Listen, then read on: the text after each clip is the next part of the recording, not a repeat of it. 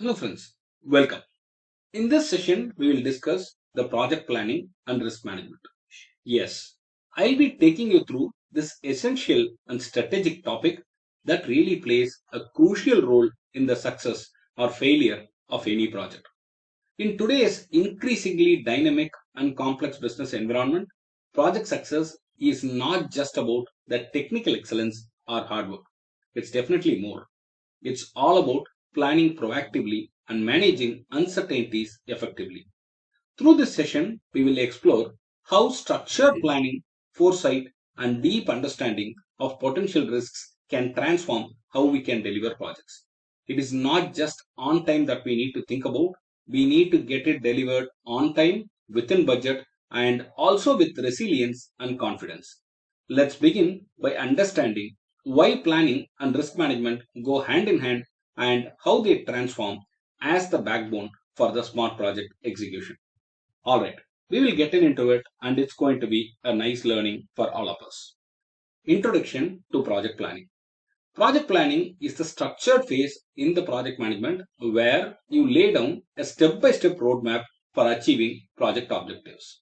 It actually answers the what, how, when, who, and how much of your project. It involves setting clear project scope, means what will be delivered. It also helps in creating a schedule when tasks will be done and assigning resources will be taken care. Who will do it? Estimating costs is very important and that follows next. How much will it take? Identifying risks cannot be discounted and that will be also taken care. What can go wrong? And finally, defining how stakeholders will stay informed, the communication plan. All these come under the project planning. Without a solid plan, a project may start with full enthusiasm but end in delays, budget overruns, and team burnout. Let's take a situation. Imagine you are driving from Bengaluru to Delhi without a GPS or a roadmap or even a destination in mind. Chances of getting lost are highly certain here.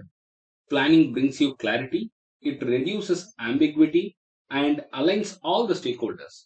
Like how you want to travel from Bengaluru to Delhi needs a GPS or a roadmap, or you need to definitely have the destination in mind. You need to have clear plan for your project. Planning brings clarity. I told you it reduces ambiguity and aligns all the stakeholders very nicely. It acts as a baseline against which project performance can be measured and controlled. Now we need to understand the difference between planning and execution. Planning versus execution could be even more nice way. Execution is doing the actual work. Planning is what makes execution smart, efficient, and goal oriented. Think of a cricket match. Practice sessions and strategy meetings are the planning phase, while the actual game is the execution. You can't win consistently without solid preparation. Execution follows planning. Planning is what makes execution smart, efficient, effective, and goal oriented. The cricket match example is very apt, and remember that you will be able to understand the differences between the planning and execution. All right, let's get into the key components of a project plan. In this section, we will explore clearly the essential building blocks of a solid project plan. Each of these components ensures that the project is structured, manageable, and aligned with stakeholder expectations. First is scope statement. The scope clearly defines what is to be delivered and, just as importantly, what is not included in the project. It ensures all stakeholders are aligned on the project's boundaries. For example, if you are building a website, does the scope include payment gateway integration or just informational pages? A detailed scope actually helps avoid scope creep and prevents mid-project surprises. Remember, the first one is the scope statement. Second, work breakdown structure. We call it WBS.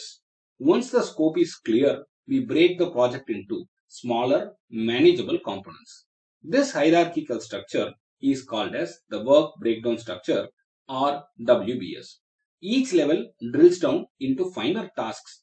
For an instance, if you consider a website, WBS for that may include UI design, which includes further the wireframes and mockups.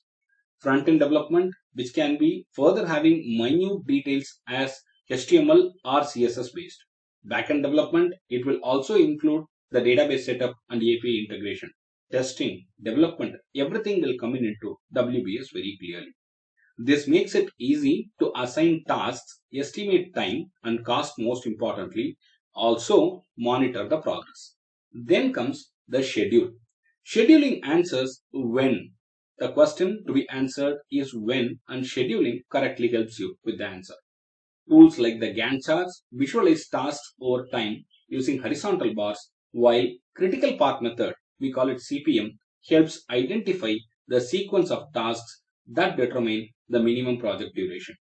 For an example, with the same website one that we can consider right now, week 1 to 2 can go with design, week 3 to 4 can go with development, week 5 testing, and week 6 is with deployment. Using the scheduling tools clearly helps track the delays and adjust the plans proactively and as required. Next comes the most important one, the budget estimation. Budget planning ensures that you allocate enough funds for each activity.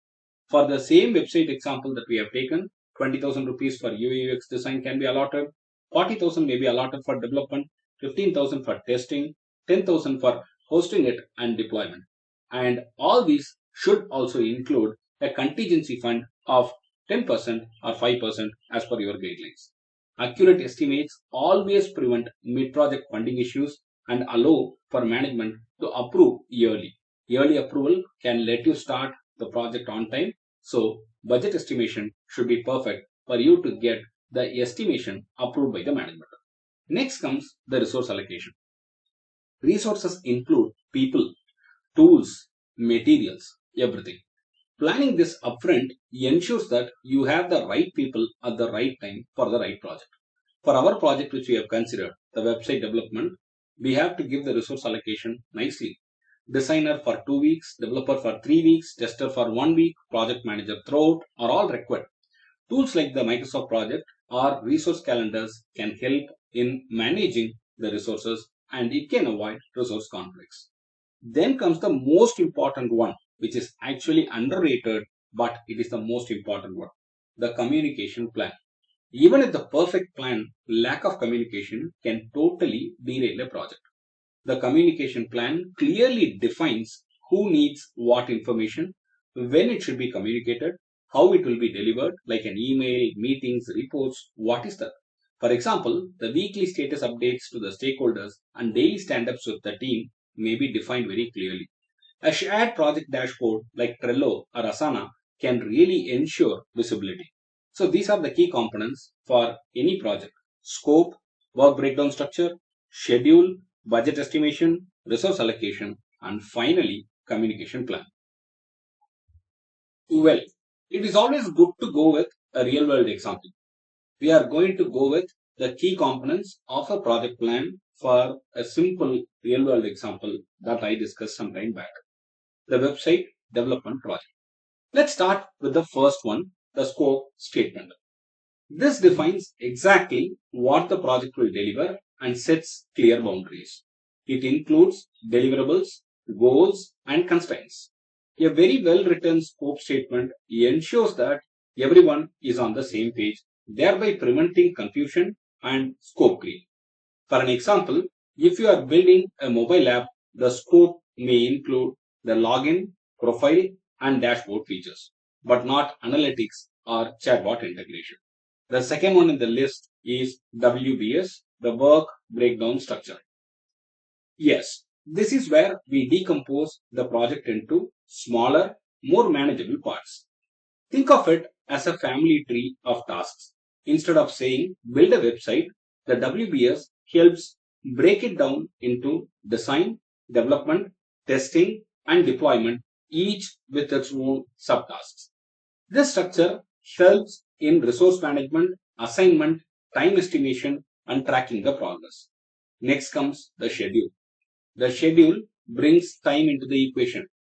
It lays out what tasks happen and at what time, how long they take, and how they relate to one another. We typically use the tools like Gantt charts or Critical path method to visualize timelines and dependencies. A clear schedule keeps the project on track, helps forecast delays, and aids in aligning the deadlines. Next comes the budget, as I told you. The budget estimation answers the question, how much will be the cost? We estimate costs for resources, tools, vendors, infrastructure, and even risks. For an instance, in an IT project, budgeting would include developer fee, software licenses, and testing tools. Accurate budgeting always ensure financial control and avoids last minute cost overruns. Next comes the most important part of it, the resource allocation. Understand, resources are not just people. They include the tools, equipment, time, and skills. Resource allocation is about assigning the right people and the tools to the right tasks at right time. For an instance, a designer is needed in week 1, but a tester may be only needed during the week 5. This prevents underutilization and overutilization of team members, ensuring solid efficiency. And next is communication plan. Finally comes the communication plan. It ensures that everyone stays informed. It answers who needs to know what, when, and how. For example, project managers may get daily dashboards, while the client may get weekly updates. Clear communication really prevents a lot of misunderstanding, improves coordination, and boosts stakeholder confidence. And finally, we need to understand one very important aspect. These six components form the backbone of an effective project plan. Understand, even if one of these is overlooked, it can cause a ripple in the project and it will cause the entire life cycle to be affected. A complete and the connected plan is the first step towards successful project execution. Remember, it has to be complete and connected plan. It's time for us to get into the risk management basics. What is a risk? A risk is a potential event that may or may not happen. I repeat, a risk is a potential event that may or may not happen. But if it does, it could impact the project success. Risks can affect scope, schedule, cost, quality, or team morale. Think of risks as uncertainties. They are not problems, yet they could become one. I repeat, risks are not problems, but they could effectively become one. We need to understand the differences between risks and issues. A risk is a future uncertainty. The supplier might delay delivery is a risk. An issue is a current problem. The supplier already missed the delivery. Managing risks will help avoiding issues. If you ignore risks, they will often become issues and they will be harder and more expensive to deal with. There are fundamentally two types of risks. One is internal, another one is external. Internal risks arise from within the project or organization. For example, team member leaving the project, the budget miscalculation, poorly defined scope. All these are internal. External risks come from outside. For an instance, the regulatory changes, the vendor delays, the natural disasters, or the economic disruptions. All these can be external risks. Now, importance of the risk management is to be understood. When you proactively identify and manage risk, that definitely will improve decision making and avoid costly surprises. Teams that manage risks well often finish the projects faster with fewer defects and lower costs. Without risk management, you are constantly reacting instead of leading. So, risk management is very important. Let's take a real world example, and that will help us understand things better. To bring everything we have discussed into context, let's walk through a simple real world example of how risk can evolve into an issue and how mitigation can reduce its impact. Let's go into the scenario right away. Assume that your project heavily depends on a key developer who owns a critical module. Here, the risk is key member may resign during a critical milestone. This is a future possibility, uncertain but with potentially very serious consequences. Second, we'll get into the scenario of issue. Now imagine that this risk actually happens. the team member resigns during the week 3, right when the integration and delivery were scheduled. The result? You need to onboard a new developer. That could cause a 2-week delay. At this point, the risk has really turned to an issue, an actual problem that has disrupted your timeline. A risk turning to an issue can disrupt your timeline and your everything. Now let's understand the risk mitigation strategy. Had we anticipated this risk, we could have planned a mitigation strategy. Cross-train another developer to reduce the total dependency on one individual. By doing so, even if someone leaves, another person can come quickly and take over without any significant delay. This example reinforces two key points. First, risks must be identified and taken seriously, even if they seem hypothetical. Second, mitigation planning can dramatically reduce the impact if a risk becomes an issue.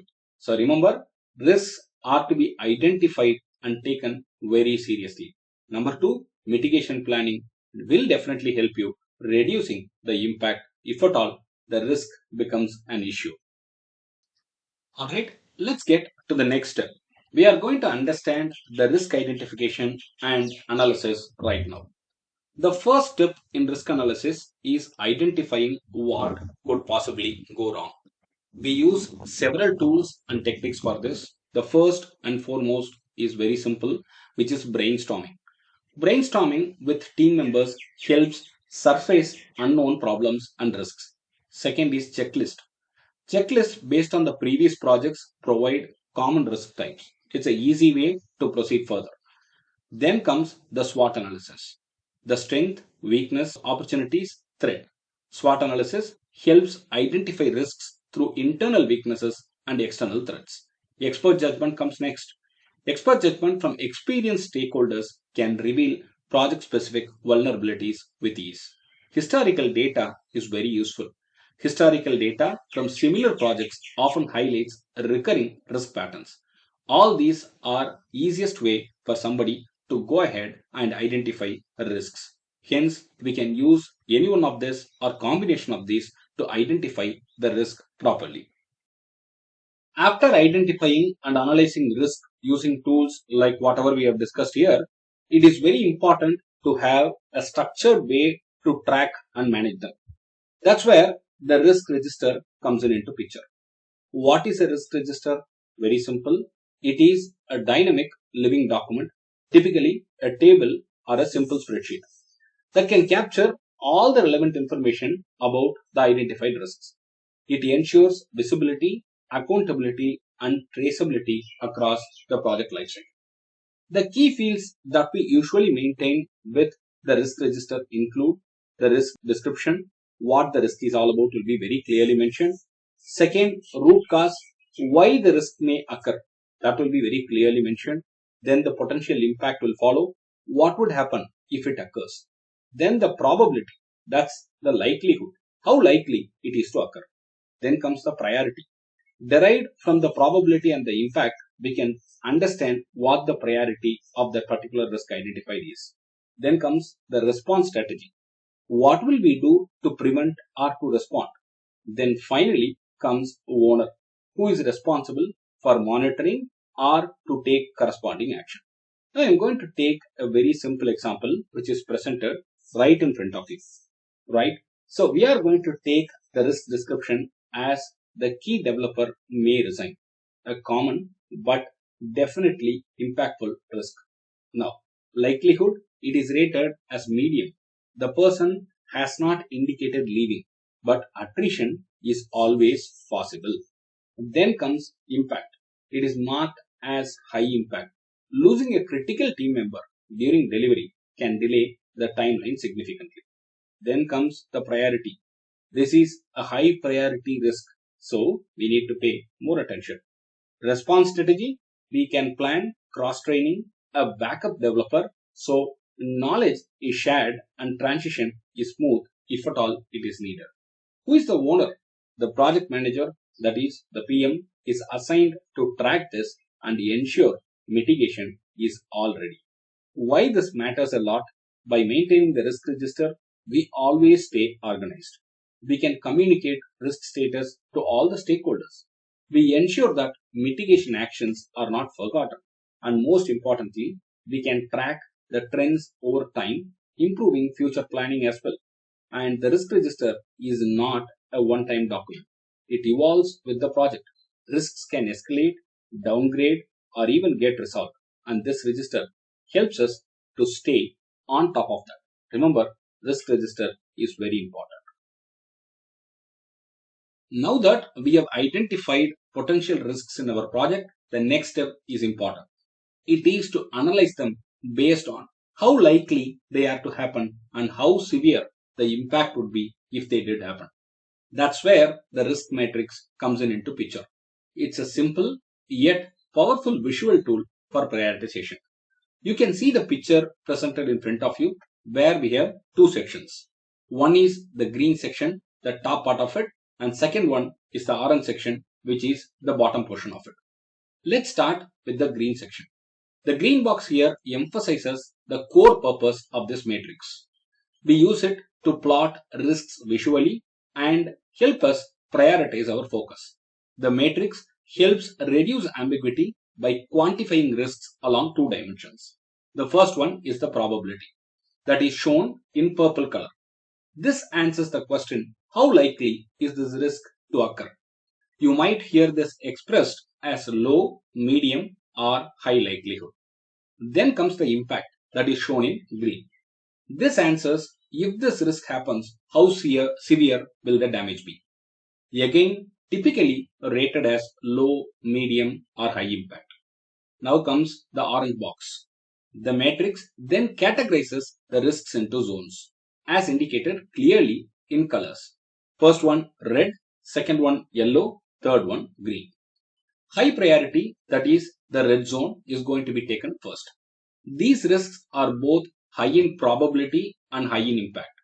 They are your top threats. You need to plan immediate mitigation strategies, assign owners, and perhaps even have contingency plans. Example, your server crashing during the product launch week with no backup infrastructure.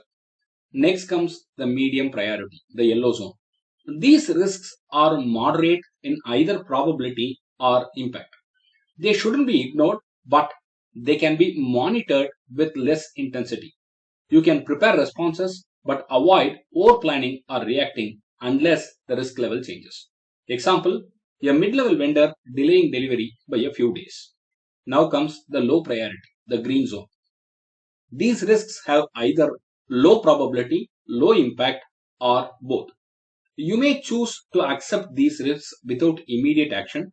Regularly review to see if there is a severity change, but don't invest too many resources and time here.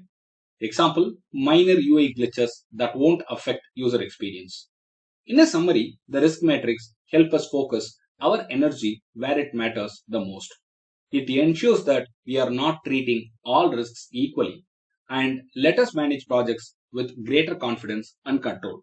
So, this is a very simple yet a very powerful and effective method. The examples are always helpful, right? A power outage in a city with frequent blackouts might be high probability and high impact, placing it in the red zone. But a regulatory policy change, which could definitely be moved to low probability, medium impact, placing it in yellow. Please understand, we have got a classic 3 bar 3 risk matrix presented in front of you, used to assess and categorize risks based on their probability and impact. Let's walk through the table. On the y-axis, we have the impact, the severity of the risk if it materializes. Could be high, medium, and low. On the x-axis, we have got probability, how likely the risk is to occur, low, medium, or high. Each cell in the matrix is labeled with overall risk level, low, medium, or high. Now, take a look at a few cells. A risk with high probability and high impact is in the top right cell, high risk, that should be categorized as the red zone. A low probability, high impact risk is medium risk. We don't expect it to happen often, but we can't ignore the consequences. Conversely, a low probability and low impact risks fall into the low risk category. We can take an example which we have discussed some time back. The text that I have given in the matrix, you can refer it and you can understand. Power outage in a city with frequent blackouts. This is a high probability, high impact risk. It falls in the top right red zone. We must mitigate it, perhaps with backup generation options as well. Regulatory policy change that rarely happens but would impact a project if it did. This is low probability, medium impact, and it falls in the yellow zone. We can monitor it and prepare a basic response strategy. I hope you would have understood the significant differences. The purpose of this matrix is to help us focus. We don't want to overreact to every risk, but we also don't want to be blindsided by critical ones. With this heat map, we can prioritize mitigation efforts, allocate our resources more effectively and smartly, and boost project resilience.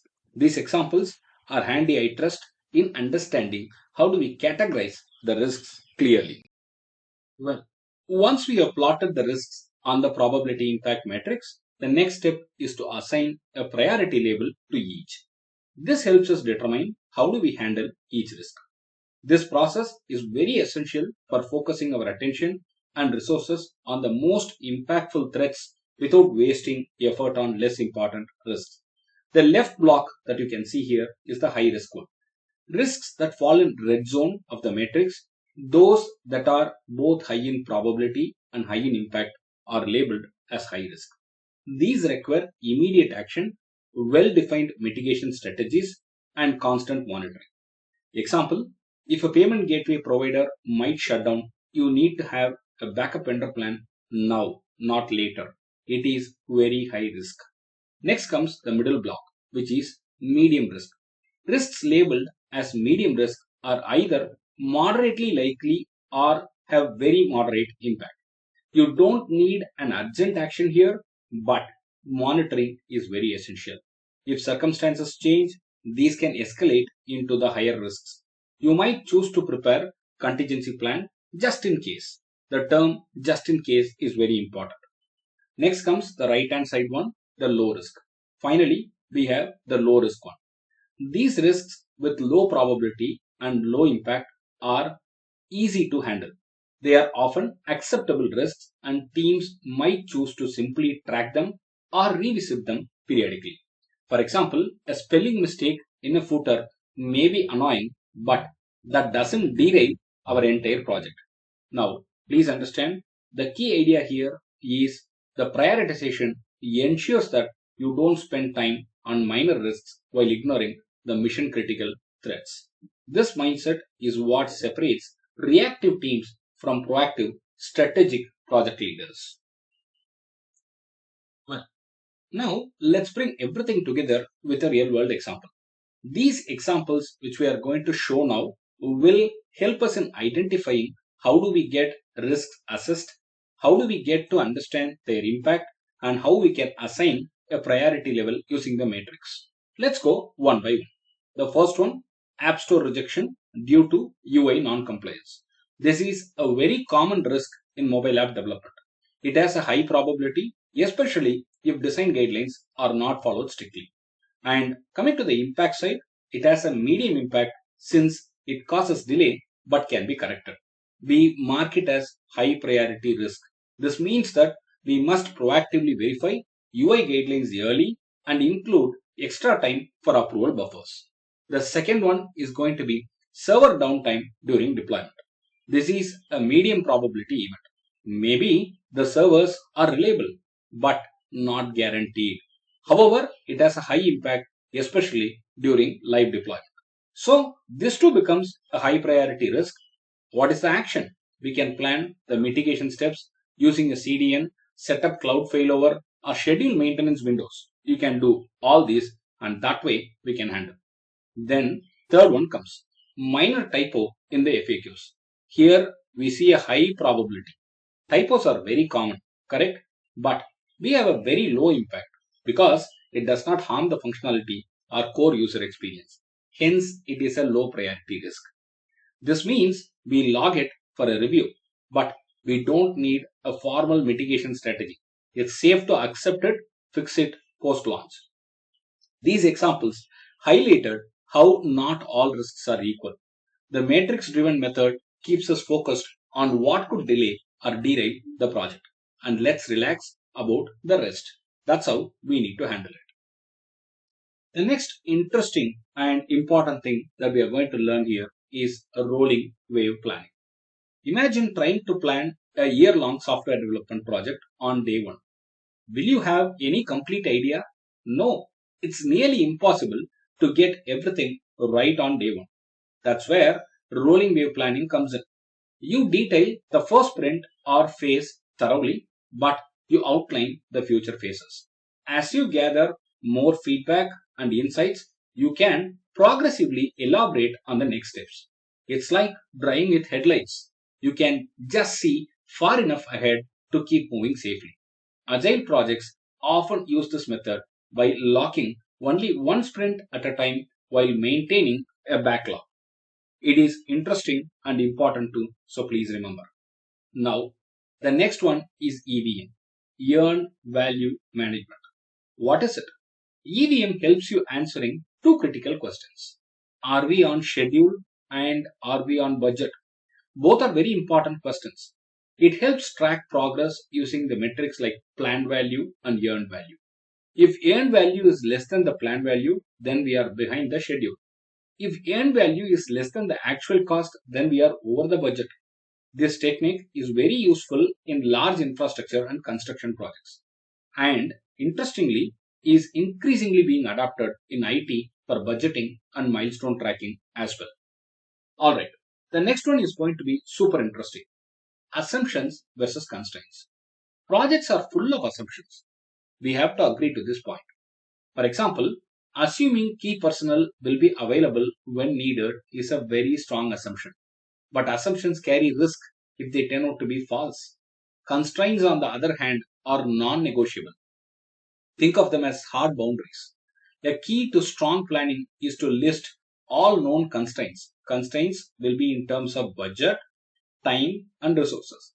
And assumptions could be tech availability, vendor response time, etc. And we need to plan mitigation if assumptions fail. If assumptions become invalid, they often lead directly to risks. Please understand, you cannot risk here.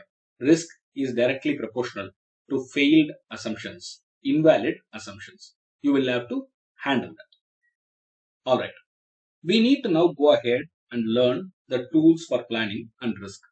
In the modern day environment, digital tools are plenty. The digital tools help you manage complexity. For waterfall projects, MS Project is still a gold standard tool. Go ahead with it.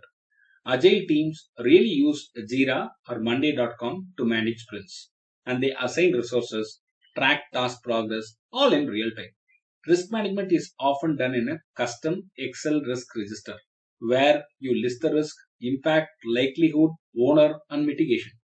Showcasing a live tool here might not be possible, but you can take an Excel sheet and start creating your own risk register. And with the amount of inputs that I have given, I think you will be able to include the risk type, the impact, likelihood, owner, mitigation, seriousness. All this can be included and make the risk register lively as well. And you can visualize the power of structured planning in this way. Digital tools are plenty, I repeat it. Alright, we are getting into case studies where project planning and risk management were done at its best and it has paid the best results. We start with NASA. The NASA Mars rover is a textbook case for planning the unknown.